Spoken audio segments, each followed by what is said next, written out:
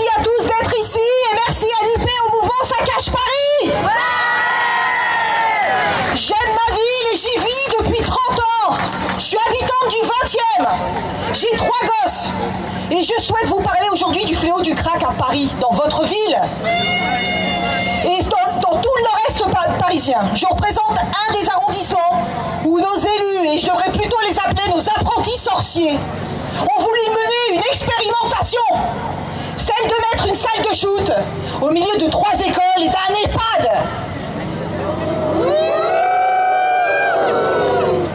Heureusement, ce projet a été abandonné uniquement grâce à la mobilisation des riverains, à la solidarité de collectifs comme Paris Anti-Crack et tous les autres collectifs du 19, du 18, du 10 et du 20. Aujourd'hui, je vais vous dire ma colère, celle que je ressens et que vous ressentez sûrement, en tant que citoyen, de ne plus être entendu, pour tous ces sujets qui nous préoccupent et qui sont au cœur de nos vies. J'ai un autre mot qui me vient en tête, le bon sens. Ce bon sens que nos dirigeants et nos élus ont complètement oublié. C'est ce bon sens qui nous anime aujourd'hui. Ouais. Et qui nous pousse à dire stop à l'absurdité des salles de shoot au crack en milieu urbain. C'est notre combat du jour. Alors, on peut les appeler comme on veut, des salles de shoot, des SCMR, des salles à moindre risque, voire des haltes soins, addiction, ça c'est la dernière trouvaille de notre ministre de la Santé. On s'en fout, tout ça, ce n'est que du ferbiage et de la sémantique. Ouais. Madame Hidalgo a commencé comme toujours par les quartiers les plus populaires, ceux qui sont les plus mixtes socialement, qui concentrent le plus de fragilité et de misère. Puis on a renvoyé la patate chaude, pourquoi pas, à Pantin, à Aubervilliers, en pensant peut-être qu'en mettant le problème sous le tapis ou plutôt derrière un mur, ça allait pas se voir. Aujourd'hui, le problème est devenu ingérable. Le résultat, c'est que la seule stratégie proposée par nos élus consiste à saupoudrer le problème en installant le crack et en fixant des salles de consommation dans tout Paris. Sachez qu'il y a 30 projets de prévus dans toute la capitale. On nous explique que ces salles de shoot n'ont que des vertus pour les riverains et pour les malades. Ah oui, bah demandez donc à la Rivoisière, aux riverains de la Rivoisière ce qu'ils en pensent. On nous sérine que grâce à ces salles, il y a moins de seringues, moins d'overdoses, d'injections dans l'espace public. Mais ces gens-là ne comprennent rien. Le crack, c'est pas l'héroïne. Il ne s'injecte pas, il se fume. Nous ne sommes plus dans les années 90, chers élus. On se réveille. On nous dit que cela va créer moins d'incivilité, moins d'insécurité.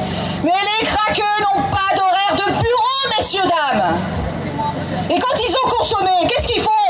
Ils repartent en déshérence, en quête de leur prochain shoot et de leur prochain caillou.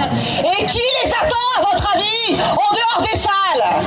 Les dealers qui viennent à proximité des craqueux pour les alimenter en crack, avec un service encore plus performant que celui d'Amazon. Livraison au pied de la salle, le jour même et sans frais de livraison. On met des rustines, on bricole et en attendant on accepte que des riverains soient insultés, qu'ils soient agressés, violentés, que des toxicomanes soient laissés à l'abandon, livrés à leur addiction. C'est une honte pour la ville de Paris. J'en appelle aujourd'hui aux citoyens que vous êtes, aux parents peut-être aussi. Comment peut-on dignement expliquer à nos gosses que la drogue, a fortiori le crack, est le danger absolu, alors que on accepte que dans nos quartiers il y ait des zones de tolérance, les 300 mètres de tolérance où la police ne peut pas intervenir. Comment peut-on tolérer des zones de non-droit dans la capitale? Et puis on en a marre, on en a ras-le-bol d'entendre tout le temps les mêmes qui s'expriment dans les médias. On nous les présente comme vous êtes des experts. C'est des responsables la politique et pour certains des responsables d'associations qui sont pro-salles, ce monde associatif qui vit des subventions publiques. Ils sont juges et partis, puisque directement intéressés par le développement de ces salles, j'ose à peine dire de leur business. Car il y a des professionnels, sachez-le messieurs, dames, qui aujourd'hui se nourrissent sur la bête. On les présente comme des experts, ils sont experts de rien du tout. On nous explique aussi que Paris a beaucoup de retard. Paris, toujours en retard. La France, toujours en retard par rapport à d'autres capitales. On nous cite à chaque fois les modèles merveilleux de la Suisse, du Canada, qui ont multiplié les salles. Voilà la seule solution qu'ils ont trouvée. Mais c'est bizarre, on ne nous parle jamais des autres pays qui font le contraire. Comme la Suède, par exemple, qui a pris le pari audacieux de faire un rétropédalage et qui mise aujourd'hui sur la prévention auprès des jeunes, sur la sanction et sur le sevrage avec un nombre de toxicomanes qui aujourd'hui est parmi le plus faible du monde. Mais au fait, et les résultats dans ces salles de shoot, on les connaît? Combien y a-t-il exactement de craqueux qui sont parvenus à s'en sortir depuis la création de la salle de la Riboisière en 2016? Là, on n'entend plus personne. La réalité, c'est que ce plan a coûté 9 millions pour un résultat qui est désolant. Désolant pour les riverains et désolant pour les toxicomanes. Madame Hidalgo, mesdames et messieurs les élus, vous êtes nos obligés, ne l'oubliez jamais. Et vous nous devez des comptes.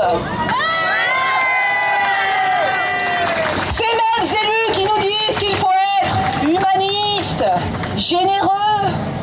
Mais c'est qui, ces pères et ces mères, la morale, pour nous dire ce qui est bien ou ce qui est mal? C'est nous les égoïstes. Mais le droit à la sécurité, c'est pas un gros mot. C'est la première de nos libertés.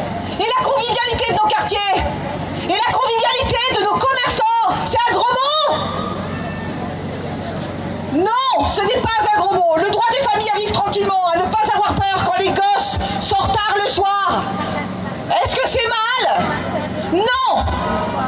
Aujourd'hui, nous demandons à Madame Hidalgo, nos maires d'arrondissement, au gouvernement, une politique nationale de prévention qui soit volontariste auprès de nos jeunes, une lutte contre les dealers et les trafiquants, le retour de la sécurité pour les Parisiens. Et bien sûr, un plan de sevrage ambitieux pour sortir les toxicomanes de leur addiction. Nous voulons, je vais vous l'expliquer ce qu'on veut. On veut des sites hors des villes, hors de Paris, excentrés, avec un vrai plan thérapeutique, psychiatrique, médical. Comme il en existe d'ailleurs déjà, pour ceux qui s'y intéressent un peu, du côté de Bordeaux, des vraies communautés qui sont là pour essayer de sortir ceux qui le peuvent, ceux qui le veulent, de la situation dans laquelle ils se trouvent. Alors stop aux concertations qui ne sont là que pour nous endormir. Le financement de ces salles est discuté ce mois-ci à l'Assemblée nationale, messieurs, dames. C'est maintenant qu'il faut agir. Alors je suis heureuse de vous voir parce que c'est notre mobilisation. C'est nous qui pouvons faire bouger les lignes. C'est par le nombre que nous gagnerons.